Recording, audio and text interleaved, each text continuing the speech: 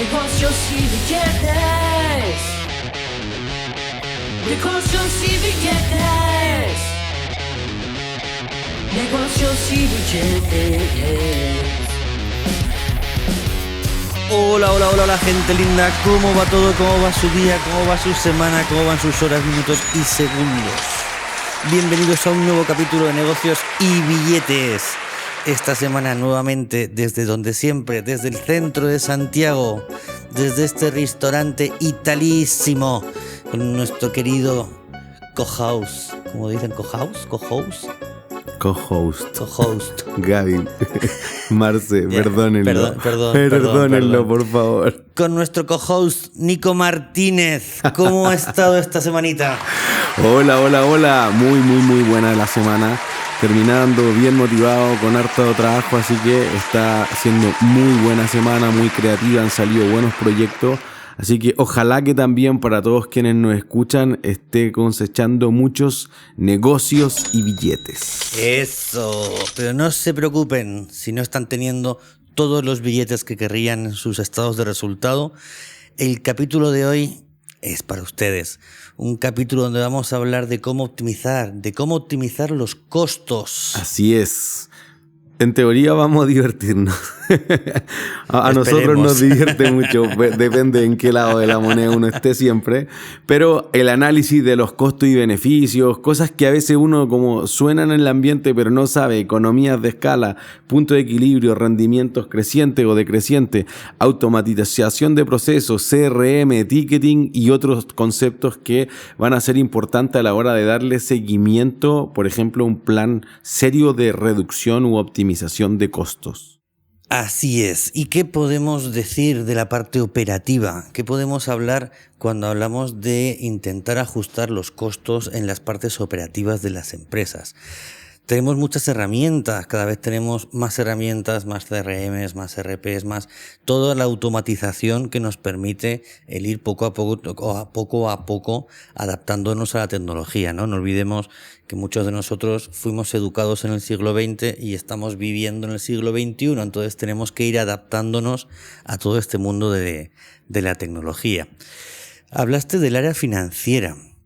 Hemos hablado en algunos capítulos de algunas herramientas, de software, de qué es esto de cómo automatizar las tareas repetitivas, ¿no? Todo esto que aburre. Así es. Nosotros teníamos un compañero en BNI que se llamaba, ¿cómo era? Automatízalo fome, que al final es así, ¿no? O sea, todo el mundo nos aburre y nos termina aburriendo las planillas Excel. Además tienen este riesgo de que si metes el dedo mal puedes dejar una muy gorda. ¿Te ha pasado alguna vez? No todavía. A mí sí. Sí, también tenemos que hablar un poquito de... tenemos que hacerle recordar a aquellos que no lo leyesen o que no lo escuchasen, el capítulo 18, que también hablábamos de la mejora de los procesos, ¿no? Porque es un análisis muy importante para que no puedan caer en el típico error de siempre lo hemos hecho así. O sea, hay que adaptarse cada día más. Totalmente. Dentro de nuestros capítulos, que también uno completo dedicado al outsourcing, creo que ahí el proveedor o los proveedores es un tema crucial, no menor, por múltiples razones. Por una parte, las empresas, a diferencia de lo que tienen que hacer los accionistas, que yo creo que lo hemos mencionado, pero uno normalmente en finanzas habla de diversificación del portafolio y un accionista tiende o es más inteligente que tenga un portafolio ampliamente diversificado para reducir un riesgo que no paga nada extra, que es el riesgo específico. Pero las empresas no deben hacer eso. Las empresas no deben diversificarse extremadamente, por el contrario, deben especificarse por múltiples razones. Primero, por una razón de optimización de costos, que eso es lo que le da el nombre a este capítulo.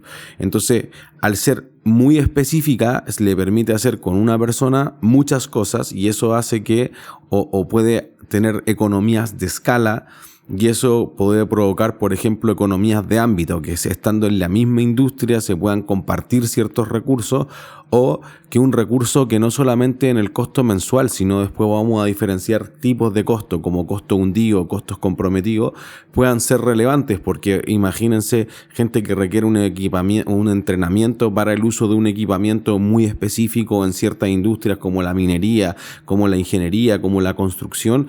Puede ser que ese entrenamiento, si tú lo vas a ocupar por más tiempo o en varios proyectos o con una diversidad de instalaciones locales, etcétera, puede adquirir un rendimiento mucho mayor que si la empresa en realidad estuviese haciendo varias cosas. En algunos casos ya dijimos que subcontratar o hacer el outsourcing puede ser una cosa que reduzca los costos.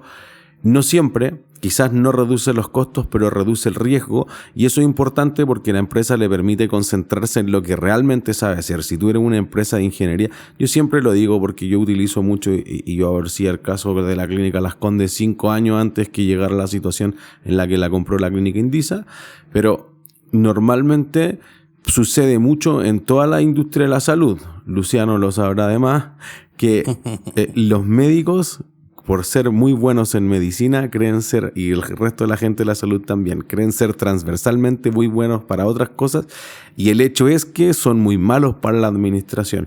Es muy atípico ver un dentista o una TENS o una enfermera o una tecnóloga médica, y evidentemente médicas y médicos que sean buenos administradores, tienen una expertise técnica, pero siempre yo digo esto.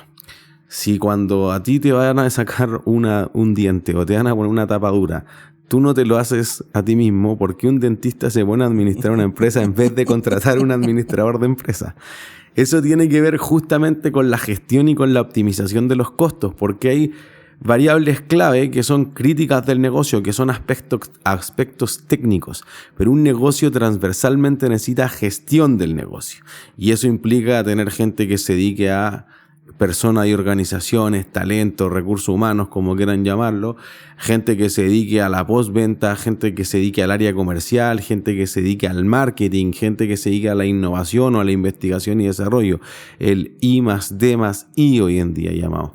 Entonces, a la logística, etcétera, y no es lo mismo alguien que está en un centro de costos, que nosotros ya hemos hablado de eso, en el que tú solamente gastas y lo que tienes que tratar de hacer, y para eso va este capítulo, es bajar esos gastos, que alguien que está en un departamento de ingresos, que solamente tiene que subir esos ingresos, alguien que vende, una gerencia comercial, un local, etcétera, o alguien que está en un centro de utilidades. Oye, yo dirijo tal línea de producto y respondo por los ingresos y por los gastos, entonces a ti se te debería medir por el resultado, por la utilidad de eso. Entonces, es sumamente importante mapear bien ese tipo de cosas para que esa optimización de costos que todas las empresas quieren hacer sea efectiva, y sea efectiva a través también del ciclo de vida de la empresa. Una empresa no es estática, va evolucionando con el tiempo, los productos y servicios van evolucionando, y por eso que en contabilidad de costos que se ha desarrollado una gama amplia, muy amplia de costos en torno a necesidades que tengan las industrias, como los costos conjuntos en las empresas mineras, por ejemplo. Se ha desarrollado algo que llaman el costeo del ciclo de vida, y tú dices, hay ciertos costos que no son mensuales, que por la capacitación, que te va a durar un tiempo, que hay que recertificar, que el producto va a evolucionar, entonces tú lo tienes que costear cada cierto tiempo para entender que no hay costos directos e indirectos, o costos variables y costos fijos, y que esos van a ir cambiando dependiendo de las necesidades o de la parte del ciclo de vida del producto. Por ejemplo, me pasaba harto ver el otro día que uno de nuestros clientes reclamaba, oye, ¿cómo se gastan tanta plata las empresas al principio, etcétera? Oye, qué estupidez esto. Y en realidad uno veía como, oye, ¿esto tiene sentido? Claro que tiene sentido. Las empresas cuando parten se gastan un cerro de plata mucho más que el final. Los costos de implementación. Tal cual, de puesta en marcha, de prospección, no solamente en marketing. No, pero nosotros estábamos viendo una empresa tecnológica particularmente con la que se comparaban, y que después yo llevé el ejemplo a la clase de Financial Accounting en el Magíster, y entonces No, ellos decían, no, pero eso no tiene sentido. Obvio que tiene sentido. O sea, las empresas se pueden dedicar mucho a perder plata al principio, a perder comillas en el sentido contable, pero parece ser una inversión para capturar una porción del mercado, siempre y cuando eso en el futuro le permita con esa participación de mercado, market share, capitalizar esto. Eventualmente poder subir los precios, poder alcanzar una cantidad económica viable de ingresos y que eso justamente te dé otras perspectivas u otro performance o rendimiento del negocio. Yo te estaba escuchando hablar de proveedores. Evidentemente, cuando hablamos de bajar costos, siempre hablamos de proveedores. Y yo, de las mejores negociaciones, una de las mejores negociaciones que me está viniendo a la cabeza, no fue con un cliente, fue con un proveedor. Fue un momento en el que nosotros teníamos varios proyectos en la Quinta Región, en Concepción, en Antofagasta y en Iquique. ¿Vale? Teníamos mucho dinero en la calle, más que en la calle, en la carretera, ¿vale? Nunca mejor dicho, porque las empresas logísticas, cuando tú tienes viajes largos por carretera, no suelen ser baratas. Cuando mueves maquinaria grande, no mueves solo un camión, mueves varios camiones.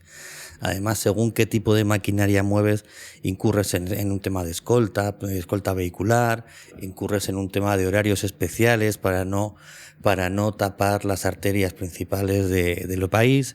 Entonces, todo esto son unos costos que las empresas logísticas, las empresas de transporte, te lo suelen cobrar a 30 días por regla general, pero hay muchas que te cobran a 7 cada vez más, porque ellos tienen un costo muy elevado también de mover. Entonces, ellos también, si se arriesgan a 30 días, puede que tengan algún que otro escapista. Entonces, suelen cobrarte o por adelantado, cuando no trabajas mucho con ellas, o a 7 días, y si te va muy bien, a 30. Entonces, nosotros, la verdad que estábamos en un momento en que estábamos un poquito justos de caja, y claro, nosotros, si al proveedor no le pagas a los 7 días, a los 8, a los 10 días que te exige, te corta el servicio.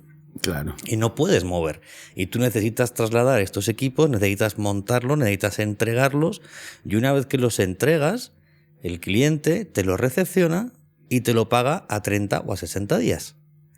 Entonces, desde que tú salías de Santiago con estas cargas hasta que llegabas a Antofagasta, podían pasarte 4, 5, 6 días, lo ensamblabas, lo dejabas operativo, lo entregabas al cliente, ya eran fácil 10, 15 días. A eso le sumabas los 30 días del estado de pago y le sumas otros 30 o 60 días para que te paguen, por lo que al final el cliente te estaba pagando a 45, 65 días si todo iba bien. Así que no quedó otra que llamar a las empresas logísticas. En ese momento creo que trabajábamos con dos, muchos años, y tocó sentarnos con ellos en el despacho y simplemente una pregunta o una petición. Y la petición fue: ayúdennos a ayudarles, necesitamos que nos ayuden. Nos está pasando esto, y transparentarlo. Nos está pasando esto, estos son los timings, ustedes esto es lo que está pasando, esta es nuestra realidad. Necesitamos que nos ayuden. Ya. Y los dos se miraron, me acuerdo perfectamente, se miraron los dos dueños y dijeron: sí, ¿qué necesitan? Necesito, 1, que me dejes pagarte más tarde, y 2, si me puedes ajustar. La segunda parte no le gustó tanto. Las cosas como son. Pero no, o sea, lo entendieron, como te digo, siempre con las que llevamos trabajando muchos años, lo entendieron, se miraron y dijeron: ya, ¿cuánto tiempo? Hostia, nosotros creemos que 3, 4 meses volvemos otra vez a estar bien. Ya, durante 3 meses bajamos un 25 en las tarifas y el pago lo tiramos a 60. ¿Les sirve? ¡Wow! Balón de oxígeno. Balón de oxígeno automáticamente. O sea, claro que nos sirve, pero el tema es ese, que esto no puedes pedirlo siempre. Claro. Vale, eso tienes que pedirlo cuando realmente lo necesitas y tienes que argumentarlo. Vale, y tampoco se lo puedes pedir a un proveedor con el que llevas trabajando 2 días. O sea, tienes que pedírselo a proveedores estratégicos. Y cuando hablamos de proveedores estratégicos, entendamos que un proveedor estratégico no es al que le dices: eres un proveedor estratégico para bajarle un 20% y solo hacerle esa compra. Es un proveedor con el que llevas trabajando mucho tiempo, que es un partner, que es una persona a la que nunca le has fallado y nunca te ha fallado, que tienes una simbiosis en el negocio en la cual lo trabajas de manera conjunta. Entonces, a esta persona tú le puedes pedir estas ayudas. Igual que también ellos, cuando han estado corto de flujo, han pedido, oye, ¿me podéis adelantar el pago de las facturas? Sí. Emítemela hoy y te la pagamos mañana o pasado. O sea, al final, cuando tú pides este tipo de salvavidas o estos balones de oxígeno, tiene que ser una relación simbiótica. Y cuando tú a un proveedor le pides ajustarse en los costos para poder mejorar según qué campaña, tiene que ser por un tiempo determinado. No puedes pedírselo de por vida. Claro, no es permanente. Entonces, eso es sumamente importante porque me recuerda varias cosas que en general han sido un tema históricamente. De partida el tema de los inventarios. El tema de los inventarios siempre ha sido un dolor de cabeza para la empresa. Yo creo que está súper bien puesto el nombre. ¿Qué es un inventario? Inventar. No es inventariar, es inventar. O sea, pero como que las empresas han tratado de balancear entre tener mucho inventario, que eso te permite no tener costos del faltante, que llama uno normalmente, que básicamente es perder ventas por no tener inventario, que normalmente quienes se dedican a la parte más comercial o a llevar clientes, los Key Account Manager, los Category Manager, etcétera, llaman eso un quiebre de stock. Que un quiebre de stock no es quedarse con 0 unidades, sino que es quedarse con menos que el óptimo calculado para comenzar a perder venta. O sea, yo podría pedir la reposición cuando quedan 5 unidades, pero quizás 5 unidades ya es muy poco para entregar a un buen cliente. Eso. Por ende, cuando vuelvan a reponer el inventario, yo ya voy a haber tenido alguna gente que es una pérdida de oportunidad, pero una pérdida de ventas. Entonces, las empresas tienden a tener inventario por eso, porque no tienen una capacidad de predecir perfectamente la demanda, pero por el otro lado dicen, oye, si yo tengo muchos inventarios, me pueden robar, se puede volver obsoleto, etcétera, etcétera, etcétera. Entonces, puede haber mermas, y eso hace una diferencia importante. Entonces, justamente, las empresas empezaron a lidiar con eso hace casi un siglo. Y diría que Japón fue uno de los primeros en ir en varias políticas que tienen que ver con reducción de costos asociados al inventario. Por un lado, ellos diseñaron, particularmente, de hecho, por mucho tiempo se llamó el método Toyota, que es los inventarios justo a tiempo, JAT en español o Just in Time en inglés, que es, primero, traspasarle el cacho del manejo del inventario y el costo de administración del inventario al proveedor. Entonces, no es el usuario, sino que tú llegas todos los días con tu camión y tráeme todos los materiales para yo no tener que acopiar nada de eso en mi fábrica. Mi fábrica se dedica a fabricar, valga la redundancia, a producir, a hacer manufacturera, y el resto no lo tengo que usar como bodega. La bodega es un cacho tuyo y eso se ocupa mucho, por ejemplo, en la logística de última milla hoy en día. Creo que sobre todo las empresas automotrices que tenían que tener grandes fábricas tenían una cantidad brutal de inventario y entonces la inversión en inventario era muy alta y eso ellos trataron de implementar por mucho tiempo la política Just in Time. Hoy en día todavía lo utilizan, no sé, Mercado Libre, Walmart, Amazon. Y algo que se dio mucho con la reducción de stock, sobre todo en la industria automotriz, fue que se fueron creando polos de conveniencia. De manera que las empresas que les suministraban se fueron acercando a las plantas matrices. Por lo que eso lo que permitía a las matrices era reducir sus costos de stock porque lo tenían al otro lado de la calle. Claro, claro. Y se pusieron polos industriales quizá en otras partes que no eran tan tradicionales, por decirlo de alguna forma, y eso además permitió reducir, porque evidentemente de los ahorros que decíamos de la economía de escalas, que en el fondo cuando tú tienes un costo fijo y produces muchas más unidades, el costo fijo por unidad se ve reducido significativamente, que ahora tú no tenías que crear mega fábricas, sino que tenías que estar más cerca a los proveedores y ocupar esa capacidad quizás para tener fábricas que, de nuevo, no generaran tantas economías de escalas, pero te ahorraran otro tipo de costos. Por los eso costos logísticos. Claro, Entonces, por eso uno empezó a ver la cadena de valor de una forma distinta, porque un gerente de producción trata de reducir los costos de producción que podrían o no ser influidos por los de logística. No quiero entrar en la lata contable, pero podría ser que el costo de traer el inventario hasta acá sea parte del valor del inventario, pero el costo de sacar tus productos terminados y almacenarlo no es un costo, no se agrega al valor del activo inventario. Ojalá hubieran sabido eso mi estudiante en la prueba de hoy día en la mañana. Entonces, efectivamente las empresas dijeron, pasémosle este cacho al proveedor y que el proveedor se haga responsable. Ahora, ¿qué pasa si el proveedor te falla y no llega con los productos? Tienes que tener un plan B. Eso. Por eso no puedes estar siempre condicionado a un único proveedor. Siempre tienes que tener, yo siempre lo he manejado así, tienes que tener un proveedor titular y un proveedor en el banquillo. Totalmente. Los dos tienen que jugar, los dos tienen que generar factura todos los meses, pero tienen que competir de una manera sana y que los dos sepan que están ofreciéndote el mismo servicio. Sí.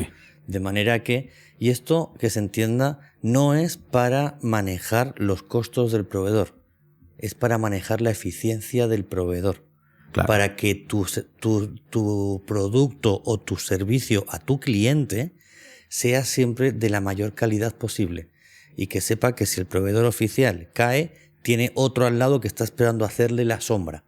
Entonces yo siempre he trabajado en todas las áreas con mínimo 2 proveedores, 2 empresas de soldadura, 2 empresas logísticas, siempre por lo mismo, ¿no? Por ir jugando con ellos y hoy un trimestre factura más uno, otro trimestre factura más otro, pero siempre tenerlos contentos, siempre que los dos tengan trabajo para ti. Sí. Sí o sí, o sea, creo que pasa en las distintas industrias. Yo lo veo a diario en Reindor, por ejemplo, el capítulo de Mujeres Superpoderosas de Cero a Imperio, pero también creo que pasa en distintas industrias en las que uno tiene que manejar como, mira, tengo un stock aproximado que lo puedo importar de China, por ejemplo, que eso probablemente sea el caso de nuestro nuevo cliente Binder. Censúrate esto, Lulali. Pero que de repente tú tienes un proveedor local porque si tienes un pedido extra o algo, a pesar de que sea más caro, tú tiendes a ocupar eso. Eso nos pasa también cuando se compra el acero por Chile también, cliente de nosotros, que es mucho más barato traer de allá, pero es mucho más demoroso. Entonces, si tú tienes un pic de producción, quizás tienes que cubrir con recursos locales. También nos pasaba con STLI, un cliente que se dedica a la logística. Ese sobrecosto que tú puedes tener con un producto local te genera el no perder un cliente. Sí. Entonces, al final, incluso podría verse casi como un costo de inversión. Sí, totalmente. O sea, y que tú lo vas a pricear también. Cuando tú atiendes como un pedido especial en el fondo, tú sabes que vas a ir a buscar al proveedor más caro. El punto es tengo que tenerlo. En logística lo mismo. O sea, STLI que se dedica a mover mucho de los automóviles del puerto hasta Santiago. O sea, oye, yo tengo mis camiones propios que evidentemente son mucho más baratos, pero siempre tengo que darles algo de trabajo, que es lo que tú decías, a lo externo, a pesar de que yo tenga capacidad ociosa y mis camiones estén botados, porque eso ha pasado en el rubro automotriz fuertemente, igual tengo que darle algo a los otros, porque si no después cuando los necesite me van a mandar la cresta. No van a estar. Entonces siempre tienes que pivotear, lo que decíamos, con algo. Siempre tienes que pivotear con algún partner al que le des de comer. Sí. Suena feo decirlo así, pero es así. Pero una mano lava la otra. Así hoy es. Por ti, mañana por mí. Es una cosa lógica.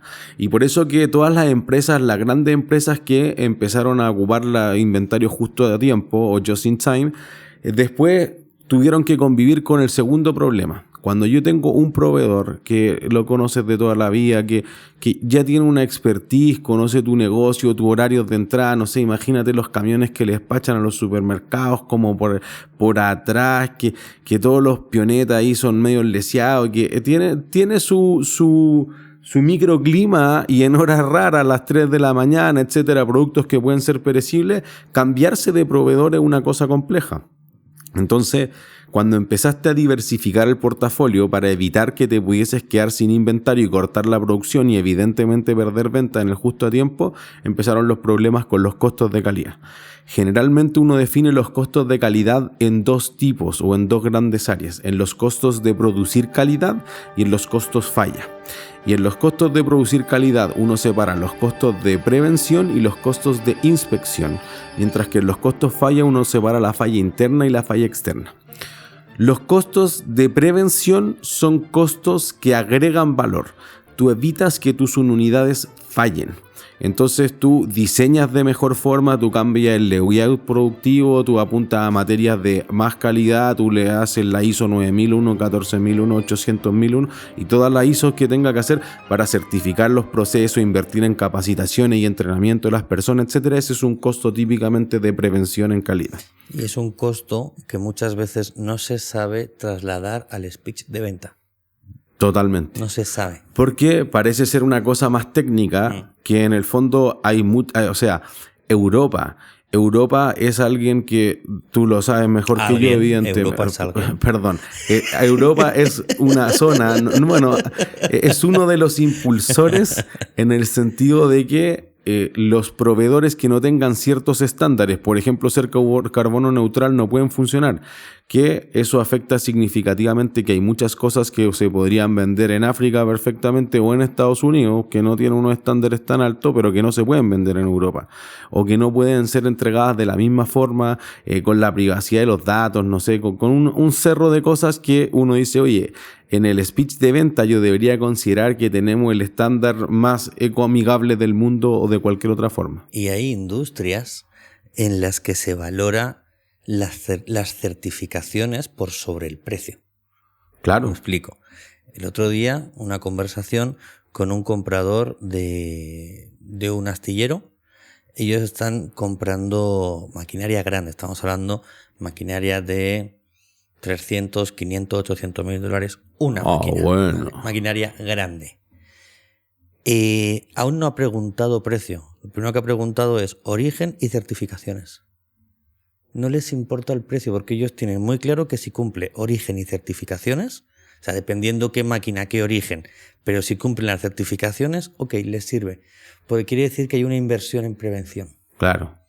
Y que eso agrega valor, por eso son distintas dimensiones del costo. O sea, lo más tradicional es decir estos son costos o gastos, o son variables o son fijos, o son directos o son indirectos. Pero uno puede explorar otro tipo de cosas como son costos recursivos o no recursivos, son costos marginales o son costos comprometidos o son costos futuros. Y en este caso son costos que agregan valor como la prevención o hay costos que no agregan valor como los costos de inspección.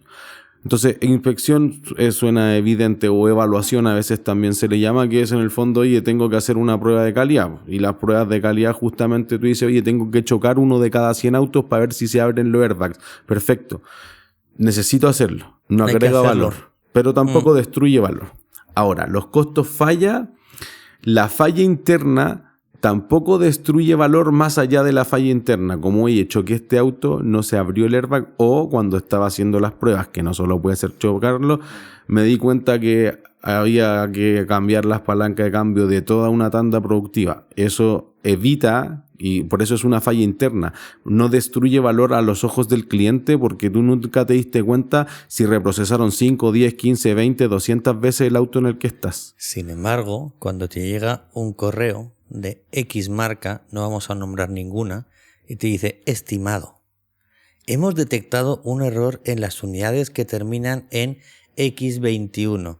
Lamentándolo mucho, su unidad está dentro. Por favor, venga al taller a ver qué pasa. Vale. Eso es un costo de mercado gigante. Gigante. Yo me acuerdo, mi cuñado, yo era pequeño, mi cuñado, uno de los primeros Mercedes que se compró, tenía un problema. Ibas por la autopista y se levantaba el maletero con un bache. Con un bachecito, con una piedrita, con cualquier cosa, se levantaba el maletero. Y Mercedes no lo pudo solucionar. No consiguieron solucionarlo. Un ganchito. Es lo que hubo que hacer. Su alambre a la antigua. Hubo que ponerle su alambre. Porque ibas, pones y se abría el maletero solo, con un bache, con un resalto, con cualquier cosa. O sea, imagínate, pero No. ya ellos no lo pudieron resolver, pero lo que tú dices justamente es una falla externa, cuando ya se escapó de tu control y destruye valor directamente, porque el cliente lo visibiliza y eso obviamente baja la percepción de calidad y el precio, etcétera. Y ese correíto que se envía masivamente generalmente se llama recall.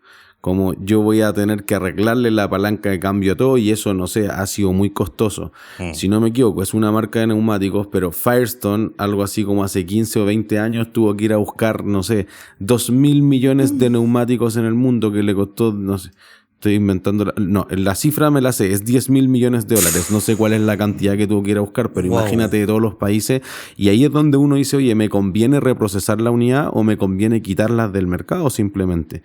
¿Se entiende? Porque hay unos costos de señal también. Pensando en esto mismo, discutíamos la otra vez con la Ale. Oye, ¿qué pasa si hay una unidad dañada? Que una unidad dañada, además, que es súper importante en los costos de calidad, también lo discutíamos con nuestro estudiante en el fondo. Oye, una unidad que tiene un rayón funciona igual, quizá es invisible, pero eso no cumple con el estándar de calidad. Bueno, hay algunas empresas que formalmente deciden destruirla. Tú puedes judicialmente destruirla, va un notario que cobra 500 luquitas cada notario más o menos de cualquier comuna, y tú dices, oye, ya puedo recuperar el IVA que se invirtió en esto, etcétera, porque en realidad estos productos jamás se van a vender, etcétera. Entonces, tú dices, ¿por qué decido destruirlo? Bueno, porque en vez de poner eso en el mercado con descuento, tú no quieres que tu producto se vea defectuoso. Entonces estás invirtiendo en generar calidad para que la percepción de la calidad se mantenga. Por eso todas estas grandes empresas en los buenos tiempos de Motorola también fue muy efectiva en esto, Nokia, etcétera, pero creo que Toyota también fue el de que más lo impulsó en generar calidad. Hicieron una política de muy pocas fallas, que es lo mínimo que se ha aprobado en la práctica, porque los estudiantes me dicen, no, 0 unidades. Eso no pasa en ninguna producción. Lo máximo a lo que se ha llegado en la vida es la política 6 Sigma. 6 Sigma es un sentido estadístico. Lulali, que es el dios de la econometría, lo sabrá, pero se refiere a que cuando las cosas distribuyen normal en el sentido estadístico, uno se mide con el promedio y con la desviación estándar o la varianza que se mide con sigma. Entonces uno ocupa 3 sigmas hacia la izquierda del promedio y 3 sigmas hacia la derecha, y se supone que con un 99,9% de confianza los datos deberían mantenerse así. Entonces, si tú fijas un parámetro de calidad, esto traducido a la realidad, por eso son 3 para la izquierda, 3 para la derecha, 6 sigma, dice que 3 unidades de cada 1 millón va a tener una falla, que de nuevo no es que explotó tu celular, puede ser que el celular le salió un puntito en la esquina, tiene un píxel corrido, es una cosa reparable, que después viene la idea, lo reproceso o no lo reproceso, lo puedo vender con descuento, etcétera, pero que eventualmente las empresas han estado muy preocupadas de medir esa calidad, y que eso evidentemente vaya permeando hacia lo que ellos hacen en todos los costos, en este caso costos de calidad, costos de gestionar el inventario, etcétera. Por eso que decíamos, esto es cíclico también, porque diría que finales de los 80, principios de los 90, todos pensaron que esto era la panacea, y en verdad se diseñaron sistemas de costeo mucho más complejos que lo normal, más que el costeo por absorción o costeo por órdenes de trabajo, por proceso. Cuando tú costeas, si tú haces un proceso muy complicado, te estás complicando la vida.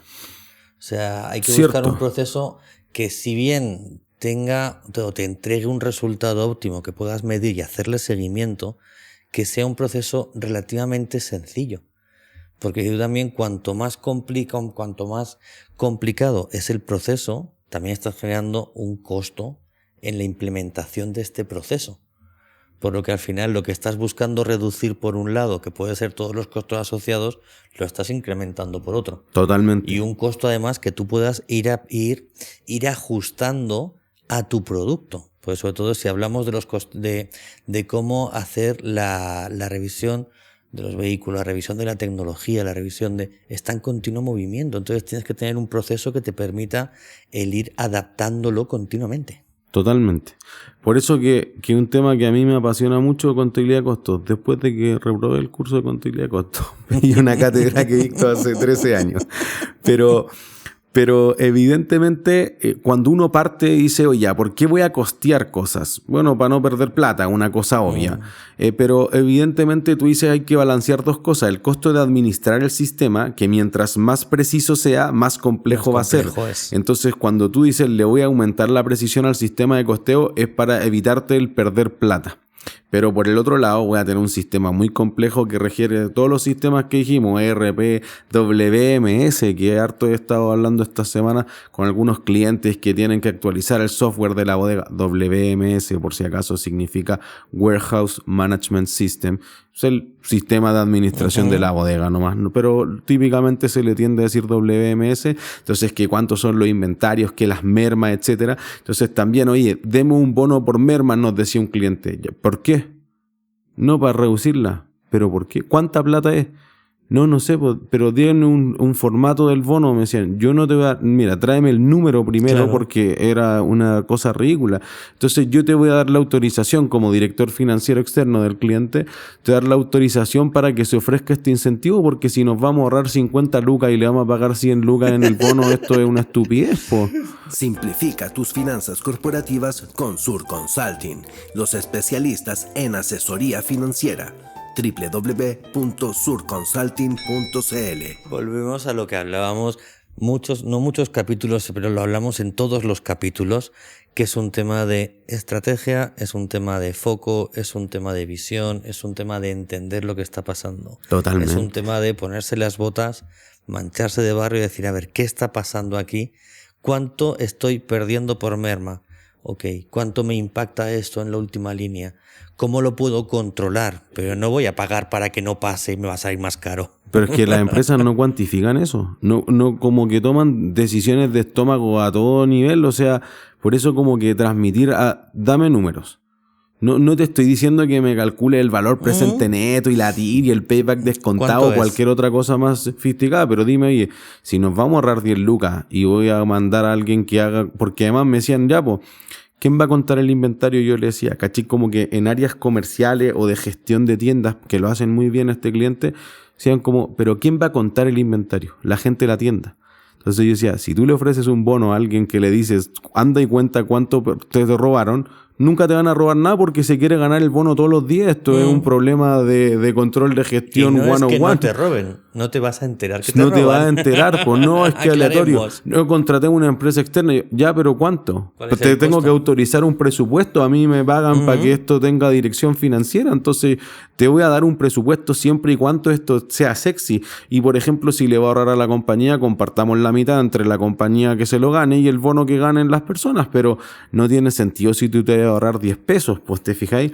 Entonces por eso creo que también que la evolución a través del tiempo ha sido súper importante, porque lo que nosotros decíamos en costos de calidad, por ejemplo, las empresas a finales de los 80 y principios de los 90 dijeron, sí, pero se volvió muy difícil de manejar el justo a tiempo. Y entonces además empezaron a crear sistemas que se adaptaran a esta complejidad, por ejemplo, costeo basado en actividades, o ABC en inglés, por Activity Based Costing, que en el fondo asignaban muchas cosas. En vez de simplificarlo todo a ya lo vamos a ir por la cantidad producida, tenían distintas actividades: corte, montaje, reseteo de máquina, búsqueda de materiales en bodega, etcétera, y crearon 10 actividades, y cada actividad se medía con metros cúbicos, con horas, con kilogramos, con cantidad de producción, y se volvió muy difícil de administrar el sistema. O sea, inclusive hoy en día en la automatización eso es muy complejo, tienes muchos datos pero que te son inútiles. Por ende, a mediados de los 90 se redujo esto y se llamó el Time Driven ABC, o el ABC basado en tiempo. Dijeron, está bien, miremos Busca las lo actividades, básico. pero dame el tiempo. El tiempo es transversal. Si eso se mide en metros cúbicos y esto en litros es imposible convertir, entonces el sistema es demasiado complejo de administrar. Y por eso se crearon cosas que después no tuvieron tanto sentido. Por ejemplo, todas las empresas que funcionaban justo a tiempo no solamente funcionan justo a tiempo en los inventarios. Otra cosa que me hubiera encantado que mis estudiantes supieran antes de llegar a mi curso en el Magíster. Pero que me dicen, no, pero es que esos son inventarios.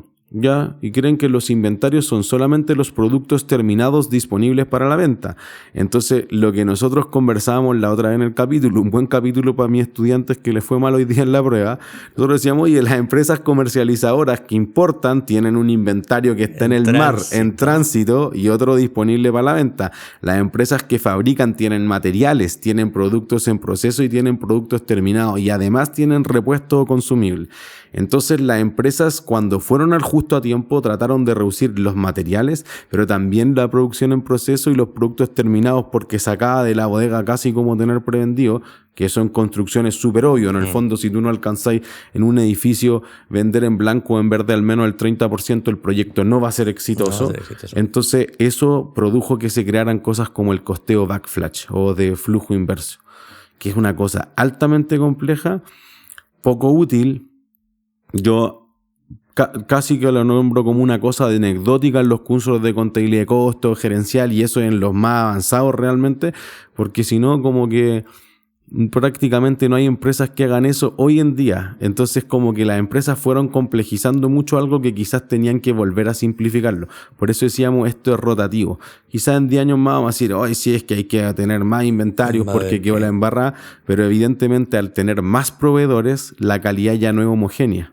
O tener plantas en distintas partes. A Sony le pasó mucho, oye, que la planta de San Diego era distinta a la de Japón. A muchas empresas les ha pasado, sobre todo en el mundo de la maquinaria, han cerrado muchas empresas porque los estándares que estaban saliendo de tal máquina, me viene a la cabeza concretamente una máquina, una marca en Brasil que cerró una planta porque se detectaron varias máquinas con fallas muy seguidas.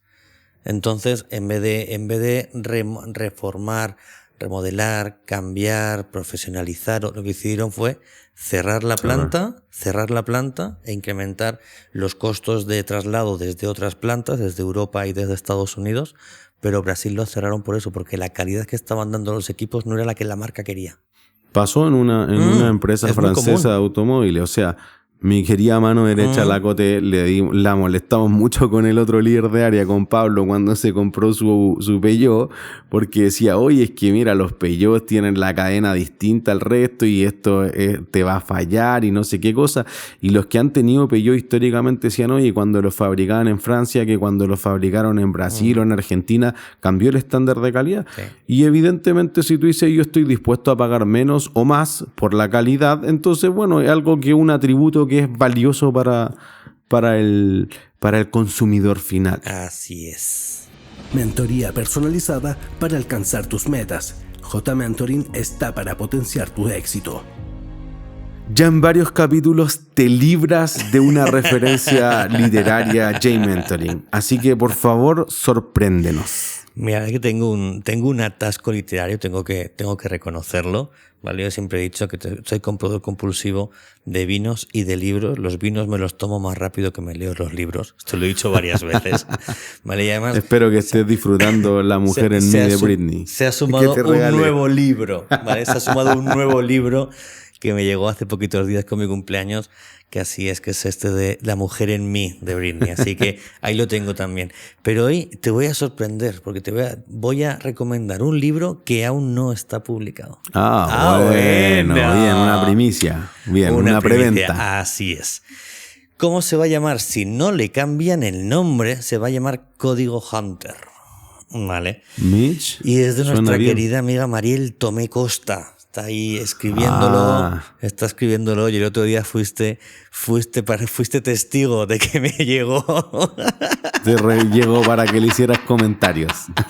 Nos llegó a altas horas de la noche con un mensaje que decía, por favor, ayúdame, tiene que entrar mañana.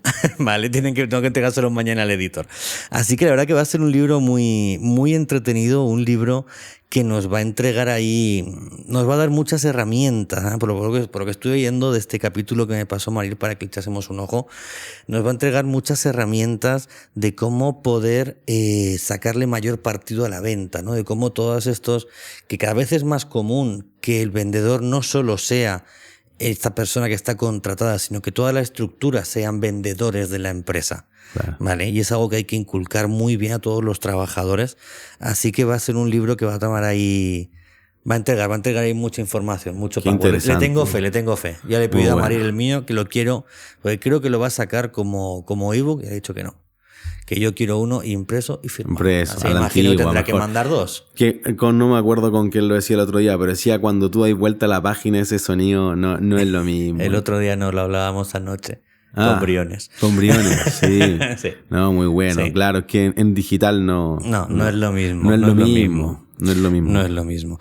Pero bueno, hemos descubierto... Anoche igual es otro día, quiero clarificar. Anoche es otro día. Sí, bueno, si has dormido es otro día, si no has dormido es el mismo día. Muy bueno, pero no perdamos el foco en Código Hunter de nuestra querida Mariel Tomé, que parece que va a salir más rápido que Contabilidad y el idioma en los negocios de Nicolás Martínez, que va a tener que salir con el gentil auspicio de Sur Consulting.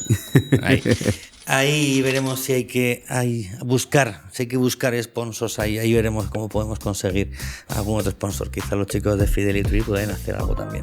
Sí, pues que se pongan con todo lo que están cortando. Sí. ¿Te has dado cuenta que llevan el iPhone 16 ya? Sí, no, como cortan aquí. ¿Que están pidiendo la carta? ¿Qué están Excelente. pidiendo la carta? Vamos a lo que vinimos, por favor. Di que sí, Lurali. ¿Qué te tiras? ¿Tablita o pizza? Nos escuchamos en una próxima ocasión. Muchas gracias. Esto fue otro capítulo de Negocios y Billetes. Chau. Chau. ¡Achire! No teníamos cortado fondo. O sea, no teníamos... De repente lo he leído y he sido como... ¿Qué pancho? ¿Qué fondo? La última, que lo he empezado a leer Ya. y ha sido como... ¿Qué onda? Y me quedé ahí como un poco... ¿Dónde?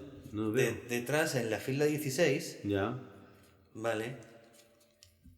Pensaba que habíamos puesto algo como para el cierre y pone, hemos cubierto varias técnicas y herramientas, entonces ha sido como, ¿qué mierda? ¿Sabes? Y me he ido. Por eso. No me entiendo. Y me he ido de complete.